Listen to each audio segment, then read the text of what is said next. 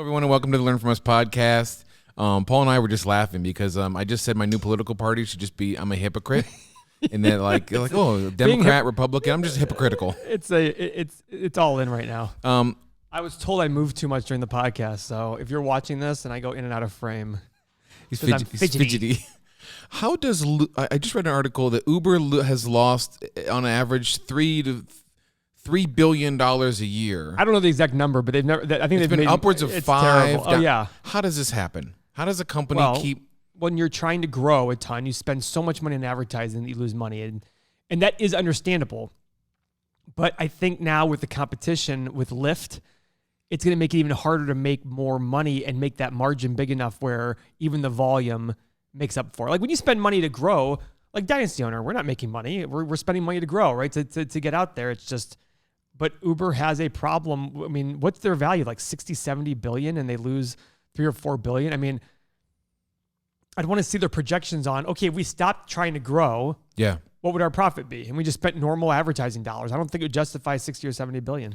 They're saying like at this point, because they try to undercut all the taxis companies, and they're trying to pay the drivers, pay the drivers and keep it very, very cheap. And they said at this point, every time you get an Uber, a Silicon Valley investor is almost paying your fee. Like you're paying your fee, but like there's a match of how much money they're losing. Like there's a match on the other side of anyway.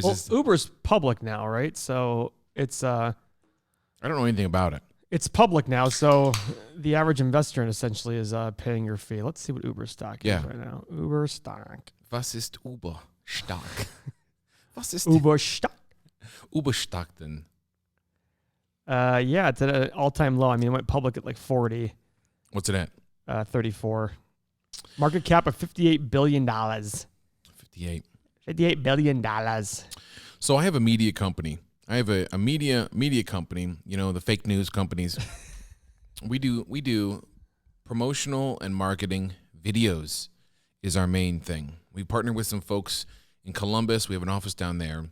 Steve and Kyle. It's going well. We do like very empowering, very emotional videos for companies to sort of set your brand. A lot of companies are you going to say the domain name so people can look it up now? Yeah, it's videowithpurpose.com, Video with Purpose. We named it that because so many people think video is just take a camera and pan it, and now we're doing video. And without a story, we know that these don't go very far. But with a story, and story just wins, man. I watch so many things that mean nothing to me in the world, but if the story's great, like some of these Netflix shows, as soon as you had a good story, like The Perfect Bid, or what's the one, Last Chance U? Oh yeah, I can't get enough of that. I've never seen it. Oh man, I love football. Yeah, of course. But you're basically watching these people, and it is their last chance. They're great athletes, but they fucked up so much that like if they fuck up one more time, and that happens, man. They're in this college. They fuck up that one last time, they get kicked out, and then they update the people, and then some of them go to the NFL. But anyway, we focus on stories. So our website is Video with Purpose, but our name is Crossroads Creative Media, and I would be remiss to say that a lot like artistic folks in the world, which we all are in this group, is I know. Are Steve and Kyle? I know Steve is more artistic, but Kyle seems more like. Well, she does all the editing. Oh, good call. So she actually makes the story. And I try to tell folks, what you see on TV, like the commercials, it takes so much manpower to make these. And the trend now in marketing, we tell this to people all the time, Nike does not have commercials where someone walks out and holds a shoe and says, this shoe is $79.99, go buy it. Like, and Apple at this point hardly even shows their damn products. Yeah, when was the last time you saw an Apple commercial? Well, the Apple commercial I love the most from last holidays was the one where they're dancing to the Sam Smith song. You didn't see it? Sam Smith song. Sam Smith is a singer. I figured as much. You looked at me like, who the fuck? But what song was it? It's called Palace. Can we play this on your phone's all the way over there? Yeah, I can get it, but it's not important. But it's a great song. He didn't actually even release it as like a big hit of his. It was just on the album, which I love. But the girl puts in her earbuds, starts playing the song, and then she's walking down a snowy street, and then she meets a stranger, Oh, that one. That was an Apple commercial. You're right. That's what I'm saying, bro. And they start dancing. They use the cables and special effects. Now they. Yeah, I remember this. And then they sort of end in a cuddle. Yeah. And it's an Apple commercial. And they don't know each other. Yeah. That's freaking amazing. The last one I remembered was It's all right.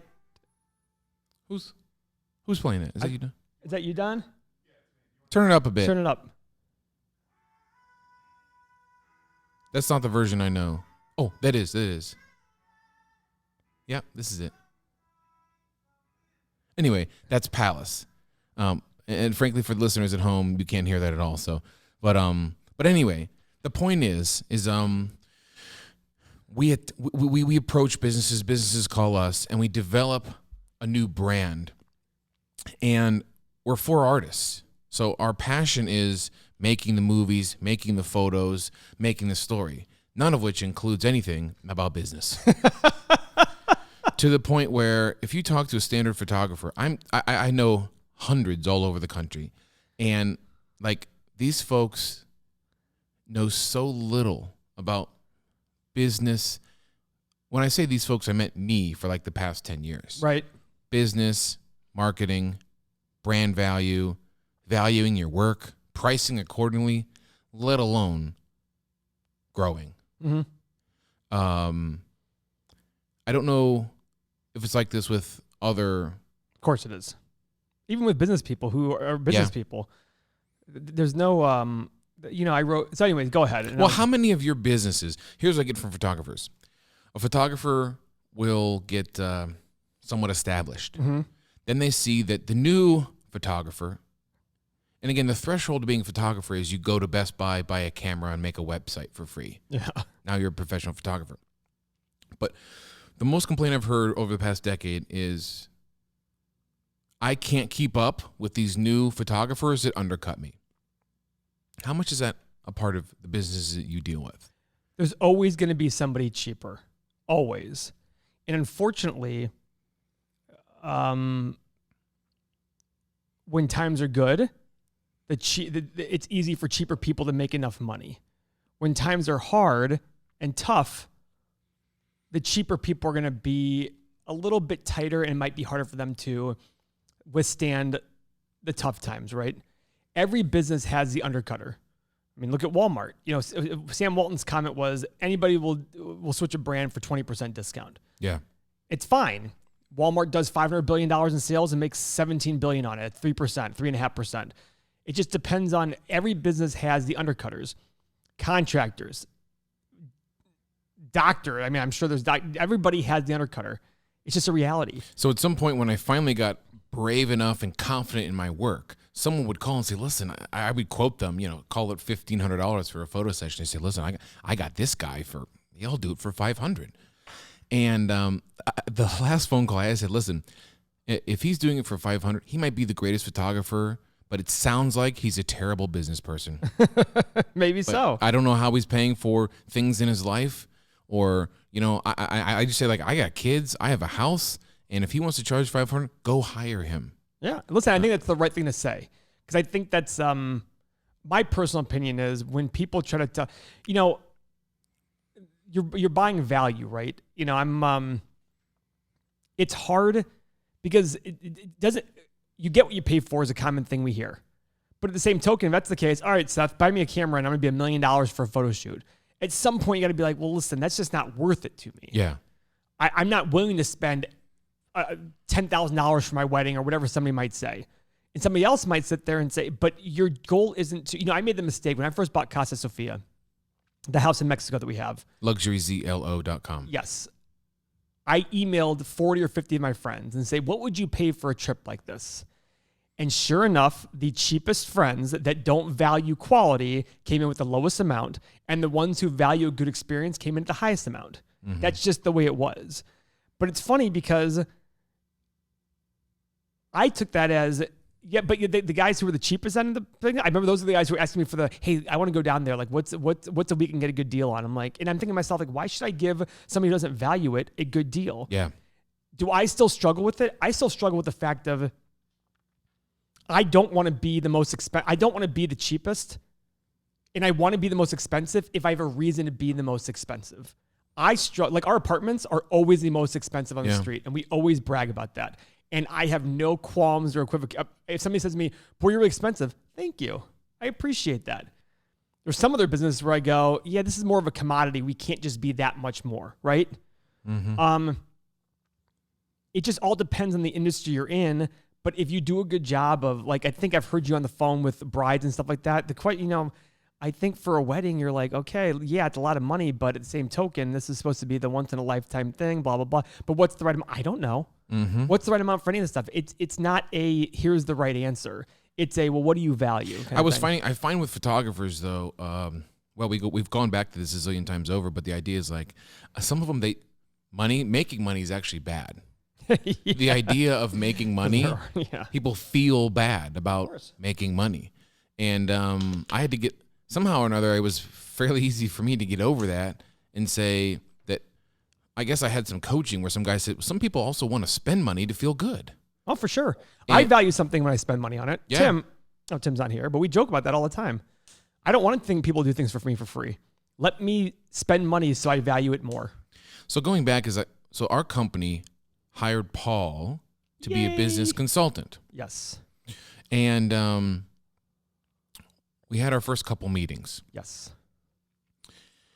And I was on cloud 9 because already in like 2 weeks, I can see the mindset of a successful business person versus the mindset of a struggling new artistic company.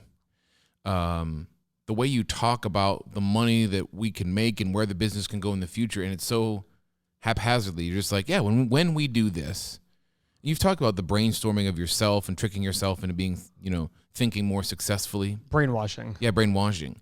And so, I'm trying to switch my verbiage of like, if this company does well to when this company does well.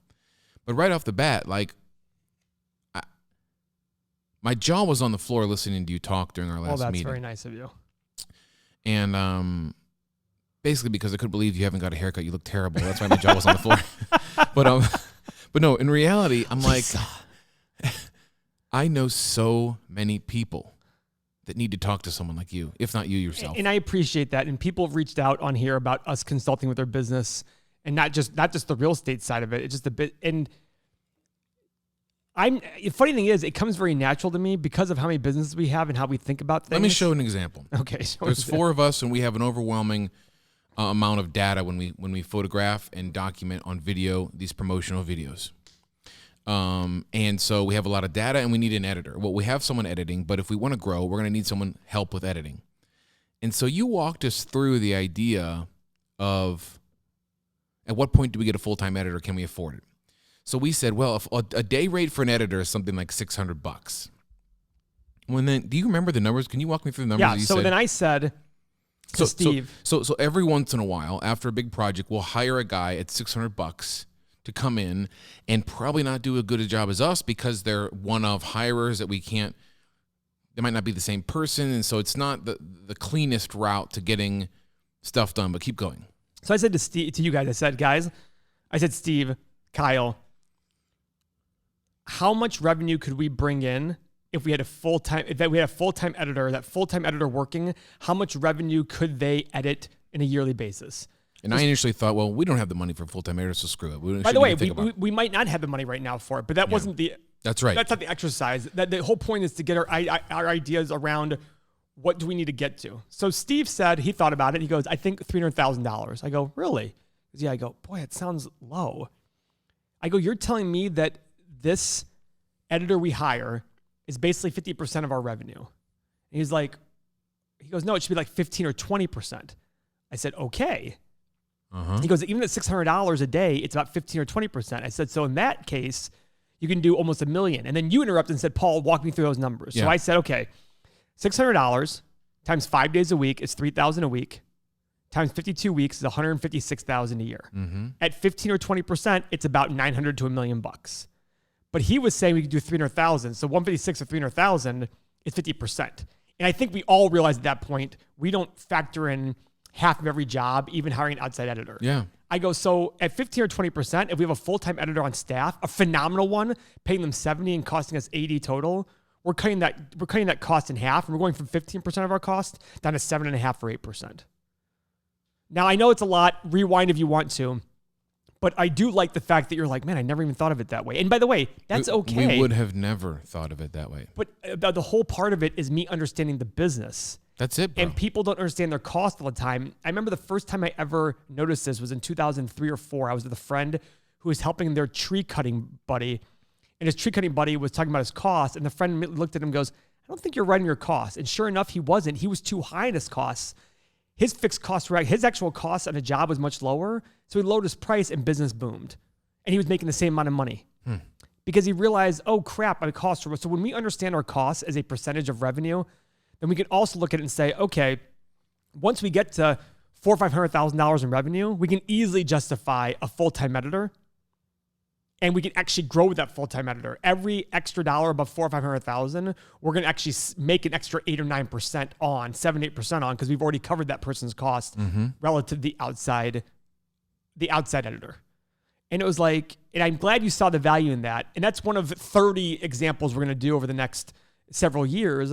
But to me, it's also, the hard part about working with artists is there is that point of it's okay to make money. It's okay to make more money. I want you guys to make the most amount of money for the work you're doing. I'm not saying I want you guys to make the most amount of money. I'm not to get into a good friend of mine works at a company. They just got a new job. And I told that friend, based on what I've heard, I bet you your boss could do less work and make more money. Yeah. And they're really? That comment baffled my wife. She couldn't figure it out. Interesting. Why is that? So you guys got off the phone and she was like, what does that even mean? Yeah, and I tried to explain it to her. So maybe you just said that haphazardly. Okay, so... I don't even know what that term means, haphazardly. I keep saying it. I'm stupid. Someone... Don, when you look that up, why am I saying that? Keep going. I don't know what the fuck... This person's so busy, they take on every single job that comes to them. And because of that, I feel like their jobs aren't as efficiently done. If they just sat there and said, listen, I'm going to lower my overhead by getting rid of half my employees, but I'm going to increase my price because my demand is so high. That's what it was. That's okay. So I was reading you right. Keep going. Yeah. So you get rid of a lot of fixed costs. You increase your price because your demand is so high, and you get more jobs done. Because now it's not running around like crazy with their heads cut off. You'll get more jobs done then, and all of a sudden you're making more. So you're charging more, your costs are less, and you're getting more jobs done. But there's a fear there. And this is what I talk about. I have some dear friends who are photographers, and they make such beautiful work. And then, dude, I literally see them put up Christmas mini sessions for $100 to get your family there, all dressed up, take photos, not give you any prints at all, work your ass off all day, and they can't get out of this rut of $100 fucking dollars. That's a cell phone bill. So, but here's for one of the most beautiful photo sessions. You're going to schedule 2 of these your whole life with your children. Listen, when we're doing video with purpose, one of the things I'm going to talk to you guys about is offering a discount to people to start. But you still tell them what the regular price is. Yeah. Because my goal for you is when you're busier, you're going to do better work. When you're in demand, you're going to feel more confident, and people are going to want you more. If somebody call, what I love about our house in Mexico? Oh, yeah, what weeks do you have available? You can't do that. Just tell me what week you want. I'll tell you if it's available or not because we are so packed. People are going to want you more. Yeah. If they're doing it for that purpose to get busier, that does beget more and more work. It builds confidence, et cetera. We're starting a new company. I don't mind us saying, hey, this usual job would be $15,000, but if you put a deposit down today, because we're a new company, we'll do it for $12,500. Oh, great. That's awesome. Yeah, we're going to make less money, but the whole point is at some point a discount can go away. Yeah. Right? Yeah. So I understand that, but the $100 for pictures, I mean, listen, the great thing about being a photographer and the bad thing about being a photographer is you don't have any costs really besides your time, right? I mean, obviously, like... You buy the equipment. Yeah. You're opening me up to the idea that no matter what I might be selling, whether it's video, photography, oh my God. God, I have a friend out in the West Coast, and we have a secret group of like photographers that we talk in. And he said, "You ready for this? The new business is couples can order online and have sex toys delivered to them. Okay. And it's like the clothing. It's like a tryout thing. And my wife's like, tryout. Hear me out. So my wife says initially she just goes, okay, that's disgusting. Number one. Number two is who's going to return this shit. And number three, and it's like, no, Beth, you're not thinking like a business person. How many couples in this world would love to try out some sort of sex toy? They're too embarrassed to stop off at that one exit on the highway to go to a swank mart, adult mart. Yeah. Right? They're never going to go there. But I'm like, this is an astounding visit. And then I'm like, and the tryout is if you ship it to them and they don't want it, you can throw it out because the markup on, I'm not a specialist in this stuff. I know you are, but tell me, but the markup on fake buttocks, rubber buttocks, and a gag ball. I mean, you know the prices of this stuff, Paul. The markup on a full leatherette fleshlight. I mean, like, yeah, but I'm like, that sounds like an astounding business. Like, it's going to do well. Talk about the squatty potty and the tushy. Did I tell you about the tushy? No, you did not. I mean, I just love, now that I've listened to you, I just love the idea of business. Oh, it's great. There's this company called, that they make this thing called a tushy. You take your toilet seat off and you screw on this flat plate that has a hose that squirts your ass. I've seen this. And you hook it into the same water inlet of your... Yeah, it's like, oh, God. So it's a bidet. It's like a functional... bidet. It's like a very small functional bidet from Tushy. And they're $100. And I'm like, someone Did you would... buy this? Not quite yet, but maybe. and someone laughs and I'm like, they're going to sell 1 billion of these. But, fair warning, spoiler alert out there, it's not Tushy.com. Paul, I feel free to go on the website I just mentioned. Folks, here's a live reaction. I had a friend on Facebook said, I just bought my Tushy offline. I love it. I can't wait to install it. I go to Tushy.com. Go ahead, Paul. Cue it up. I hope I'm spelling it right. Tushy. Tushy? Yeah, Tush. Tushy.com. Because that's what they told me to go get this at. Tushy.com. And so, are you there? I'm here getting... Oh! Oh, jeez. So, folks, it's not Tushy.com. Tushy.com. That was quite the initial... is an incredibly explicit... Did you go to it? Yeah. Don's here too. The Don's here, and he went, and it is in your face. Right there. And there's no like, are you 18? Should you be looking at this?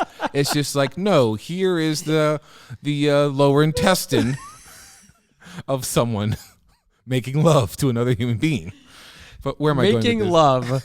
I don't know if that's the term we'd use for that interaction. Anyway, but I'll tell you what, man, you got me thinking business-wise, but well, I'm still, so the thing I'd say is, with the consulting, the reason I like it so much is there is, and I hate to be cheesy and say there's a different perspective for everything. And, when I'm learning more about you guys and what you guys are doing and how you guys view the world, and the biggest thing for me is I want to help you guys achieve whatever goal it is you have. If your goal is to make the most money possible, it's like whatever. I don't care what the goal is. It's whatever it is, there's a way to do it better. I can provide a perspective that does that. It doesn't mean it's the final one, but I'm very confident that you guys will do better with somebody's guidance, mine being one of them, than not doing that. Not knowing your costs is a very tough thing. You know what I mean? It's I always joke with people and say, how do you know how much money you're going to make if you don't know your costs? Like, well, at the end of the year, blah, blah, blah, blah. It's like, okay. Speaking of which, GE, the guy who found out, did you hear about this yesterday? Maybe not. The guy who figured out Madoff was a scam has come out and said that GE is a bigger fraud than Enron and WorldCom combined. GE? Yes. And the reason he figured it out was they weren't reporting their costs. They were reporting top line revenue and bottom line profit, not recording the costs and basically hiding a lot of bullshit in there. So understanding your costs, how do you figure out the fraud? If it's really as a fraud, which he's a pretty smart guy, he figured it out by looking at the thing and saying, what are these costs? And when he finally figured out what the costs were, he's like, yeah, they're not doing this right. They're not accounting for their future liabilities properly. So I look at these things saying, understanding your costs will also help you determine, Seth, we've talked about at times, if you ever want to make more money, it's a very simple proposition. Lower your price. You'll still make good money.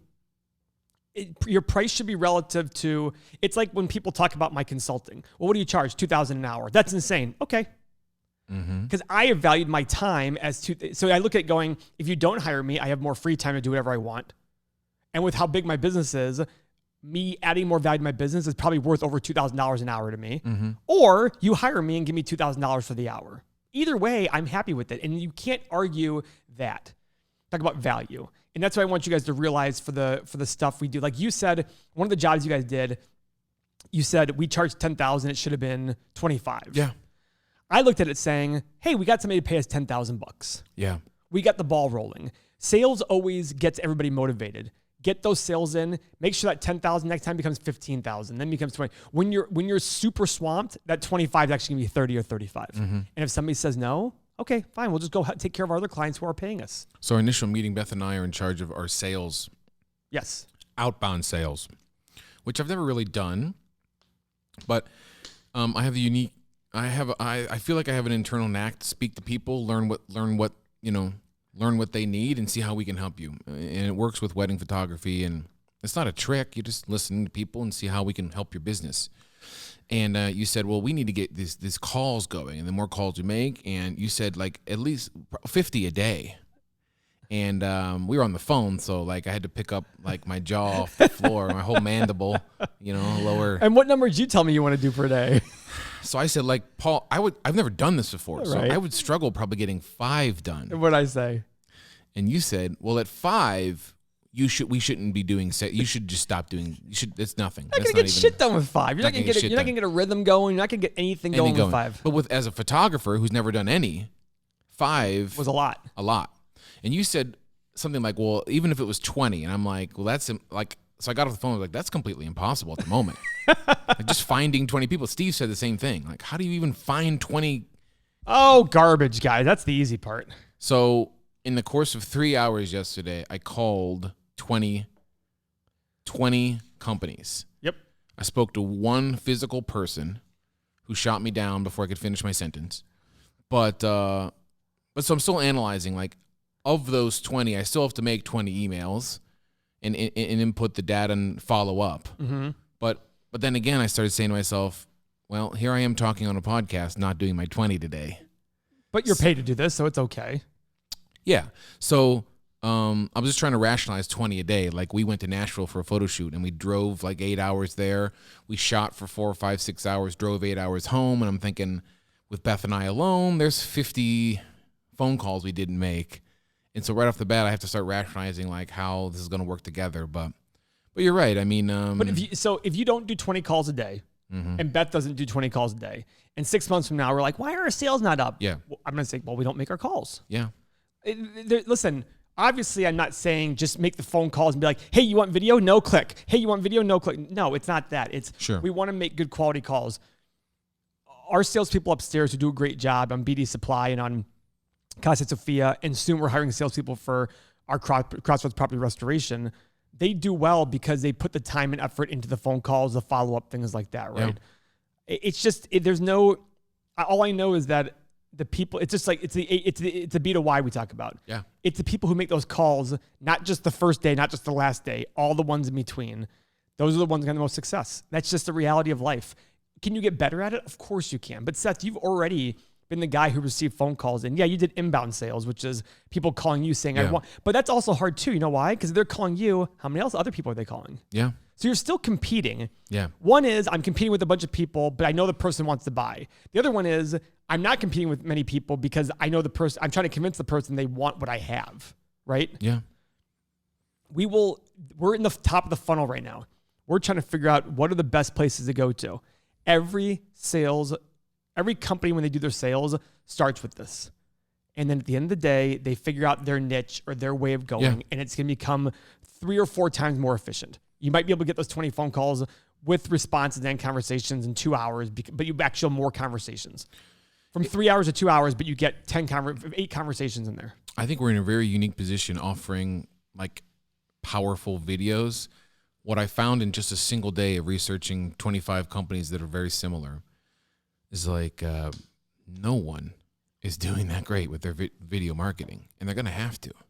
Like when you scroll through Instagram, the videos stop you, don't they? Yep. I mean, the videos stop you. If you're scrolling through Facebook, the videos stop me, and it works. It's proven that videos have done better. And so, man, I feel really good about it because it's like we're really good at them. I'm not even like pulling any punches. Like I love the work that we do. It would be different if we were just starting. I mean, we're established. We're just coming together. Your companies are starting, but everybody in it has their own experience. It's been kicking ass for a long time. Correct. And so your portfolio is very good. Yeah. So if we had a shitty portfolio, then we'd be in big trouble. Yeah. But man, oh man, I mean, I just like doing research. Some of these places that are like top tier places, their marketing is just could be so much better. I mean, I'm just like thinking. So that was the point of this podcast. Is like, my God, if I've never had after 2 meetings with you about learning about business and just it's just like I can already see our business turning around and going in the right direction. And it's incredible feeling. I can't wait for the next meeting. And even you always said this, even if it's just enough where I better get my calls done so Uncle Paul doesn't yell at me next Tuesday. See you next Tuesday. Just a little more fire under someone's ass, you know? Like that's the thing. It's the hardest part about all this stuff is going to be holding people that I very much like and care about accountable. Yeah. When beautiful Beth, who's so nice, goes, Paul, I was just so busy I didn't get my phone call done. I'd be like, Beth, the business doesn't care. You don't even have to say I don't care. Yeah, you can because you do say like, I don't care. Don't care. Yeah, don't care. The business doesn't care about your blah blah blah. Correct. It's hard to go from. It's hard to explain to somebody why it doesn't matter. It's not that I don't care. It doesn't matter. Because do you still make your mortgage payment if you have a tough day, a tough week, a tough month? Yeah. You still make your mortgage payment. Because for some reason, it's hard to tell a big bad bank, I'm not going to pay you. Even though that's the one that's probably the easiest one to say you can't do. Yeah. The people we're close to, it's like, well, I really had a tough day and the kids were sick and all this stuff. I'm like, oh, okay. Tell your partners that.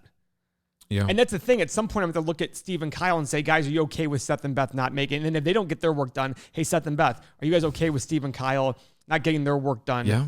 And by the way, I don't mean there's two factions, but one is sales and one's more of the operation side and production. That's why I'm saying that. But if Seth and Beth are killing it and they're getting tons of sales and Steve and Kyle can't perform because they had a tummy ache at night, what are you guys going to say? And we'll see.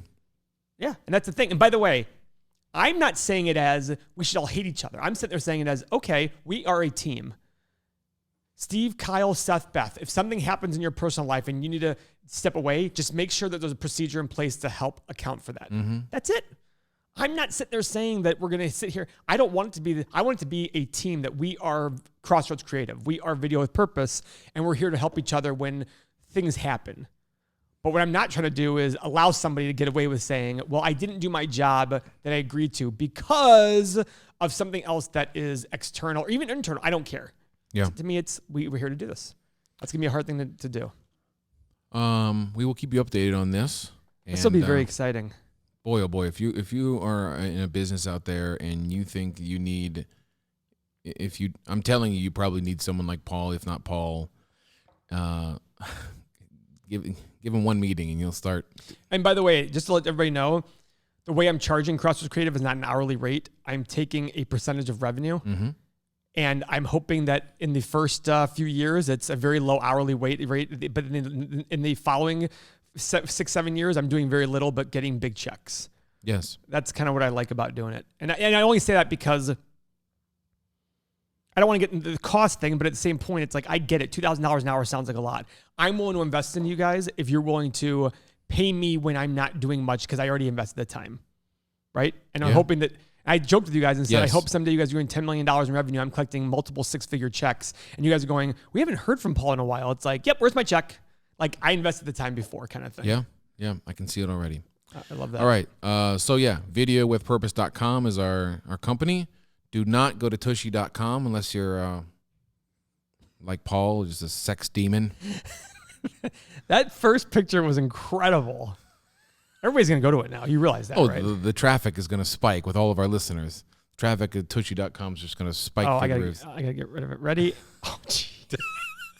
Anyway, but do go to YouTube, learn from us, and subscribe to get all these wonderful sex talk. It actually made me like pull my thing together. I gotta delete this from my memory here. He's already clearing search history. I did. I have to. I'm like, I don't want to accidentally hit it. Like, just go click. Oh, because I go to my search history sometimes to find articles that I've read. So I'm like clicking it. I'm in the middle of like a library. Who goes to the library anymore? But I click it and I'm like, oh my Lord. Have you ever seen Vitali, by the way? You know what Vitali is? Never. No. Oh, he's from Columbus, and he's like hilarious. He does all these videos.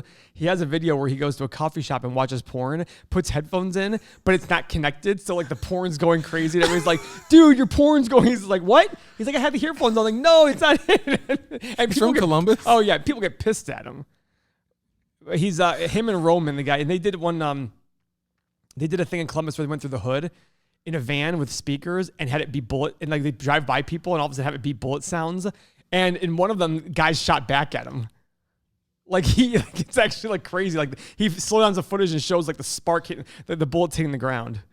Oh, yeah, it's incredible. His name is Vitali, but he does this thing. Like I said, he goes to a coffee shop, puts the laptop on, blares the porn, has the earphones on, but everybody's just like, dude, he's like, no, I have my earphones on. They're like, no, you don't. It's not working. And people get pissed at him. Yeah. It's awesome. Check it out, guys. Vitali. Thanks for joining us, everyone. Bye. See you.